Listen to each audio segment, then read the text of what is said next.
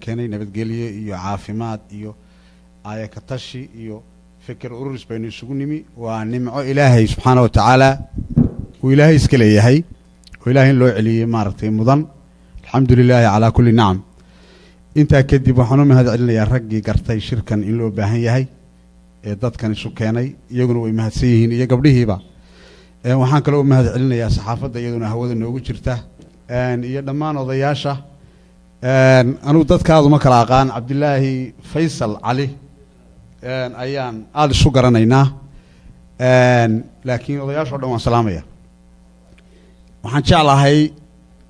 إن دور كلمة ذكرتها أولا مركو هو الرئيسة شركة بورتج عن لباح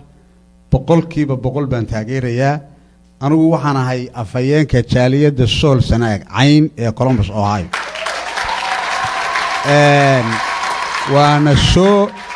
وأنا شو دوينيا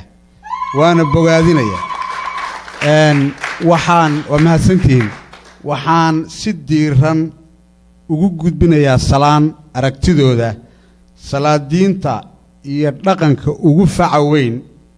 بيله سومالي لان أردن دارودي إساق يوجد بيرسي يو كذلك مش دوران باش جرحجس ومالنتي شجعان تطلعتي إلى ما أنت من ماذا يا خلادات كأي سمينا يعني شجعان وحنو مرينا يا هل كإن لقى شيء عيب معها المركز الصومالي لان ليهي هدي لكن لا نفسدات كقار نفسده توا مريكان وحرية وهذا الكواحن في الهواء حر waxaan marka leeyahay anigu reer Soomaaliland baan and then hadda halkan calankii buluuga ahaa aad ka xanaaqdeen baan ku sitaa because waxa weeyaan 22 sanaan ku dhimanayay awowgay waxa la dhashay 14 keligii baa wax dhalay 13 kale Ingiriis baa qorta ka gooyay bal horta magacaan aan isla qaadanay iqira taariikhdeeda qira horta sax wala khalad inta markaan ka gudbo waxaan ka xumahay in la xuso dagaalka ka socda ceel afweyn ka togaraqna aan la xusin war cadaalad baad ka hadlaysay walaalayo maxaad xusuuditaa taana waan ka xumahay waa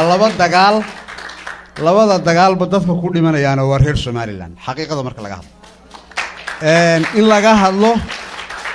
in dadka xagga jooga ay noqdaan maxaan ku dhahdaa shaydaan la yaar maxaa wixii loo jiray fariira bid shaydaan la naar ay noqdaan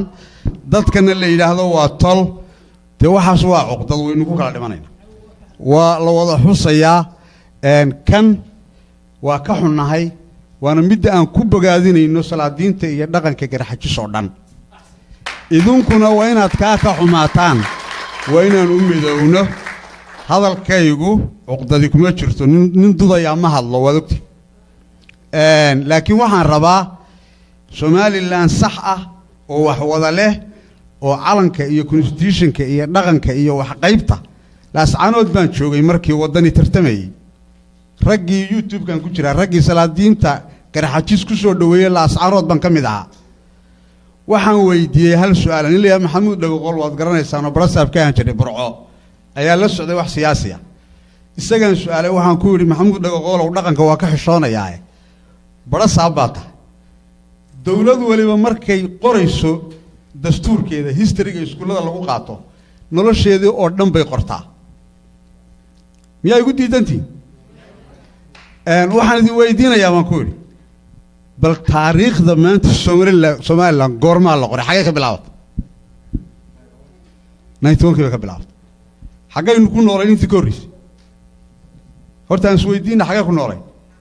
de waa la diiday waa la qari marka waxyaalaha khaldan bay ka mid tahay anoo uga faa'iideysanaya fursadan qof kasto Soomaaliland dadka dhulmaantaha Soomaaliland diidan oo khaldan yihiin waxa ka sii khaldan dadka dawladda u shaqeynaya aan ka hadlayn arrimaha khaldan marka waxa weeyaan waad mahadsantihiin ilaahay waxaan ka rajaynayaa subxaanahu wa tacaala guul iyo nabad iyo wada jir colaad waxba ma keento waxaan burbur ahayn ma keento inta yar hadalkan yar ku leeyayna awooyaal ka raali noqda